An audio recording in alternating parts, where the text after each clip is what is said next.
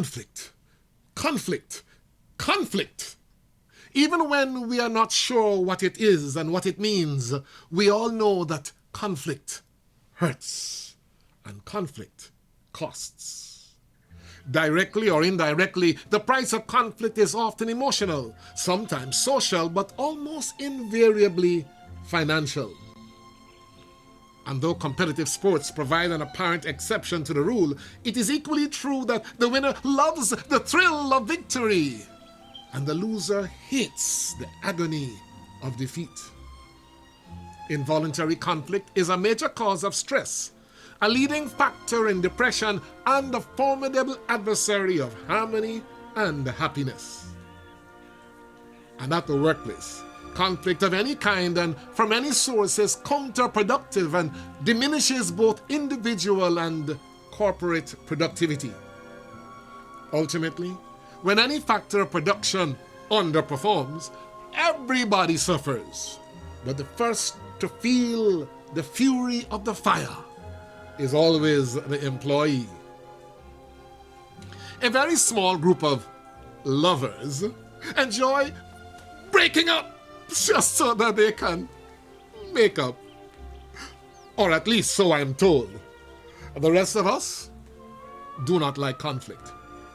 And yet, try as hard as we may, we just can't avoid it.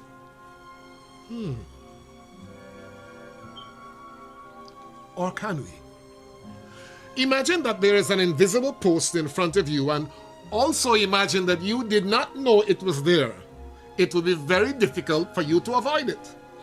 You may or may not walk into it if you are lucky or divinely guided, but you could not deliberately avoid it. And as we all know, what you do not see can hurt you, and what you do not know can kill you. In the initial stages of mastering conflict resolution, I teach workshop participants and seminar attendees how to avoid conflict. But that is the third step. The first step is to understand conflict. And the second step is to recognize and identify conflict. And yes, I also teach the first and second steps. But perhaps the most important stage is not a step. It is a journey.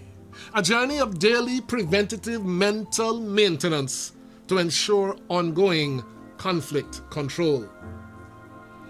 Drawing on my wealth of experience and that of thousands of others, I have concluded that most people recognize conflict only after it has produced serious negative consequences. But before the first shot is fired in a war, or before the first blow lands in an abusive relationship, or before the first signs of depression reveal themselves, conflict existed and was left unattended and unresolved. Our individual and collective lives would be far more meaningful if only we learned to recognize conflict as the enemy of harmony and productivity and address it in its earliest stages with zero tolerance. The consequences of unresolved conflict are countless. Wherever conflict is found, whether in the home, at school, at work, or even at church, daily conflict is due entirely to the core denominator of all conflict, and that is people. But that's the good news.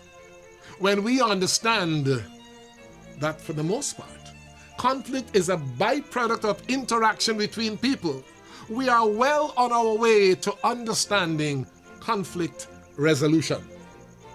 Whether in a 1-hour presentation, half-day or full-day session, or a multiple-day workshop, I bring conflict resolution down to earth. I challenge participants to measure the benefits of conflict resolution in terms of improved inner peace, enhanced performance efficiency, increased task-related productivity, and overall self-actualized harmony, happiness, and prosperity. Click the button below and and schedule a free consultation. I'm ready to work with you and with your team.